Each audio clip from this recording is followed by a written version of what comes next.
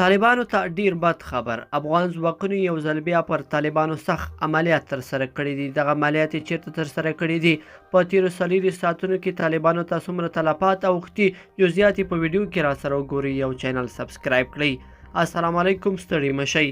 افغان امنیتي او دفاعي ځواکونو تیرو 4 ساعتونو کې د هیواد په بیلابیلو ځایونو کې د طالبانو پر وړاندې چڼیز عملیات او پر یادې ډلې هوایي بریدونه ترسره کړي، چې په ترڅ کې 215 طالبانو ته مرګ ژوبله اړولې ده.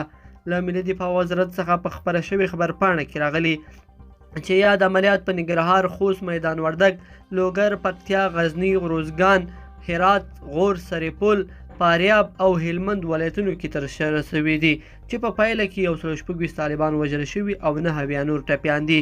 د سرچینې په خبره په وژل شوو طالبانو کې یو شمېر بهراني ترهګر هم شامل و، چې یادې ډلې ته یې په بېلابېلو برخو کې روزنه ورکوله. په خبرپاڼه کې دغه راز راغلی چې په یاده موده کې له طالبانو یو شمېر وسلې او مهمات هم د افغان ځواکونو لاسته ورغلي او ګڼ شمېر نورې تخریب شوي دي. باید یادونه وشي چې تېره ورځ هم د هیواد په 14 ولایتونو کې د افغان ځواکونو له لوري 216 طالبان وژل شوي وو. لیدونکو په دې هیله چې دا مطلب به مو تر پایه راسره لیدلی وي. که مو دغه ویډیو خوښه شوې ویډیو لایک کړئ، د سره او چینل سبسکرایب کړئ. تر بیا ښه وخت.